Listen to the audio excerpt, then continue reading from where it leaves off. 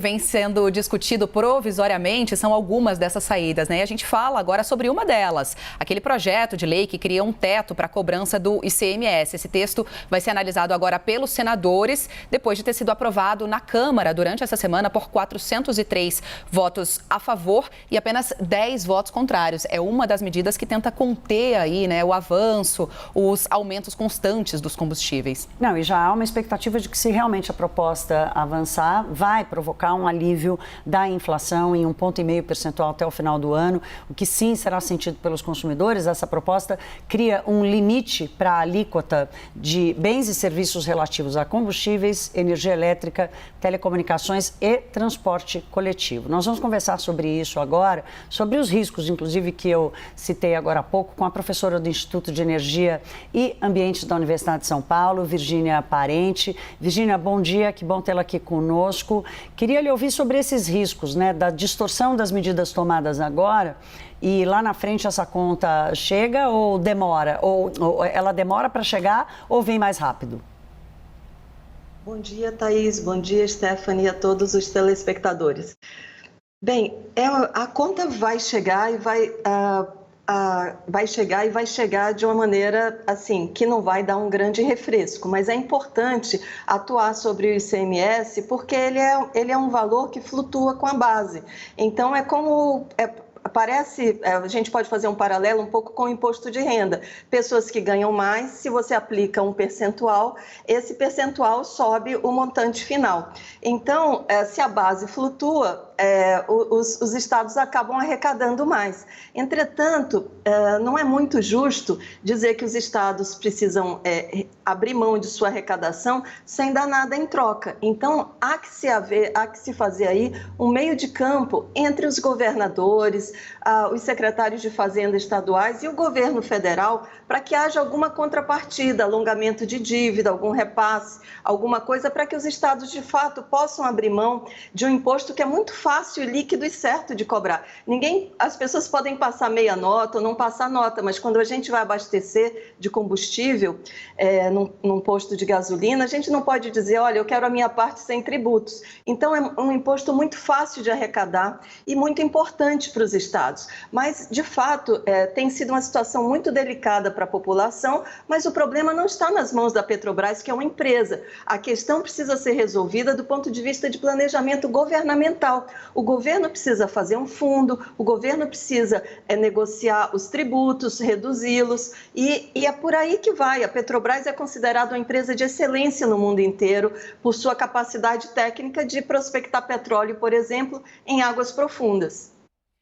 Virgínia, uma das medidas, né, essa contrapartida que a senhora citou aí, que precisa ser dada, né, aos estados pela perda, uma compensação, né, pela perda na arrecadação, é aquele dispositivo, aquele gatilho que tentou se incluir, que está sendo discutido, inclusive lá no Senado, agora, de que o governo federal arque com isso, né, caso os estados deixem de arrecadar tanto, que o governo federal passe a ser o responsável por essa conta. Como é que a senhora vê esse gatilho e também a questão temporal desse projeto, de que poderia valer só até o fim do ano, período aí da guerra, e já para 2023 esse projeto desapareceria, né? Perderia a sua validade? Eu acho assim, tempos difíceis, medidas difíceis. Então, é preciso medidas de exceção nesse momento, mas tem que ser medidas negociadas. Não é possível, por exemplo, desconsiderar os avisos que a CVM tem dado, que o mercado de capital tem dado, para uma empresa que, inclusive, tem pequenos acionistas, né? Pessoas que colocaram lá R$1.000, R$2.000. Claro que a maior parte da população nem isso sobra para aplicar em poupança, em títulos do governo ou em ações, mas é preciso respeitar também o retorno da empresa.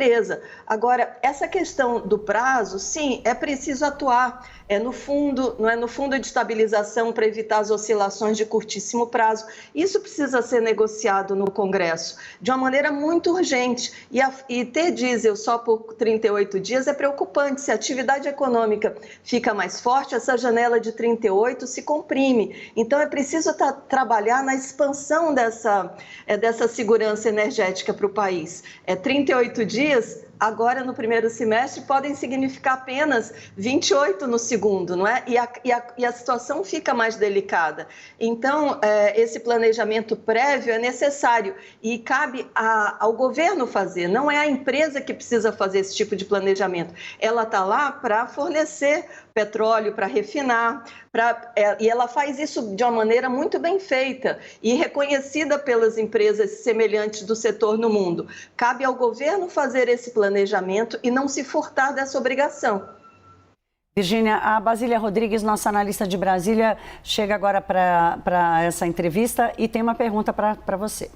Oi, professora, claro. Tudo bem? A gente apurando as informações, né, junto aos secretários de Fazenda e as fontes aqui do governo federal, se vê assim num fogo cruzado, porque todo mundo acha que é o mais certo, tem o melhor argumento e coloca a culpa no outro, né? Nunca é de si. Eu queria que a senhora falasse, então, o quanto que o ICMS é responsável mesmo por essa alta no preço dos combustíveis nas bombas, porque os governadores alegam que estão com o ICMS congelado. Eles continuam tributando o ICMS sobre os combustíveis, mas não está incidindo novos percentuais. Pelo menos até o fim de junho, o ICMS segue congelado e as pessoas continuam pagando mais caro pelos combustíveis. Então, o quanto mexer no ICMS pode ter impacto mesmo nessa discussão, se ele congelado também faz mal?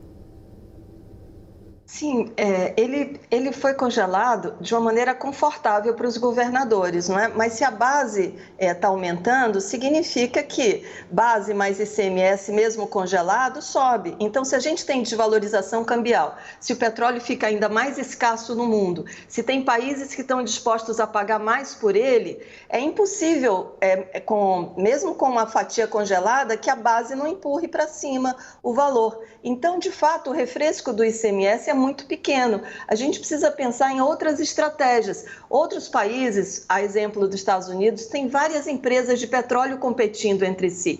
Quando a gente pensou em privatizar telecomunicações, não foi direto para a mão de um único incumbente.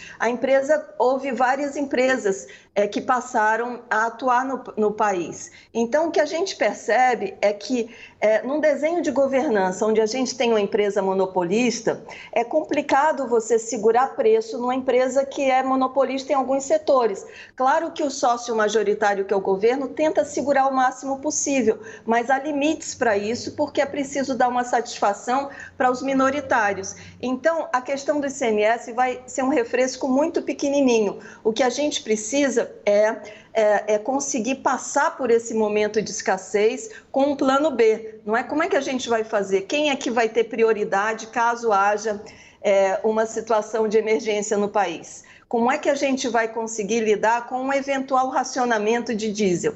Todas essas questões precisam ser pensadas a priori e não na última hora, porque sempre na última hora se tem muito menos graus de manobra. No curtíssimo prazo tem muito pouco a fazer. É preciso pensar antes, expandir essa janela de autonomia e pensar em outras negociações. Os Estados Unidos têm enviado mais petróleo para a Europa, mais diesel para a Europa do que para a gente. Então, assim, nossa situação nessa negociação também é uma situação importante. O Itamaraty pode entrar aí intervindo e mostrando qual é a situação no continente. É preciso um conserto muito maior do que apenas medidas pontuais ou culpar a Petrobras, por exemplo. A gente viu isso acontecer no caso dos fertilizantes, né? Professora, para terminar, eu queria lhe ouvir sobre a medida que o governo do Reino Unido tenta fazer, compensar as famílias vulneráveis numa ponta e cobrar impostos mais caros das petrolíferas, aumentar para 25% o imposto lá. Seria uma saída para o Brasil aumentar os impostos para a Petrobras e para as outras pequenas que já fazem exploração? Pequenas não no sentido do tamanho da empresa, mas que ainda são pequenas na representação do setor no Brasil? Num país muito desigual, a gente pensa em medidas que tragam um pouco mais de equidade, não é? Então, momentaneamente, essa pode ser de fato uma saída. Soluções como Vale Gás ou Vale Diesel são complexas de implementar. Nada garante que uma família vai pegar o Vale Gás e vai transformar em dinheiro e você dá um Vale Gás, sei lá, de 140, 130 reais e a família, um atravessador fica com 30% ou com 50% e repassa 70%, 65% para a família. Então, é complicado essas soluções de proteger determinados segmentos da sociedade. Mas soluções mais estruturais, eventualmente pontuais, como a questão da tributação, elas podem ser de fato mais eficazes numa situação dessas e ajudar eventualmente a formar esse fundo que está sendo requerido, não é? Para justamente evitar volatilidades de curto prazo e segurar uma tendência de uma guerra que a gente não tem noção quanto tempo vai durar, mas que se tem a expectativa de que não vai ser tão longa assim, que não vai passar de um ano, por exemplo. Muito bem, conversamos com Virgínia Parente, professora do Instituto de Energia e Ambiente da Universidade de São Paulo. Professora, um bom sábado e até uma próxima. Muito obrigada, um grande abraço a todos vocês.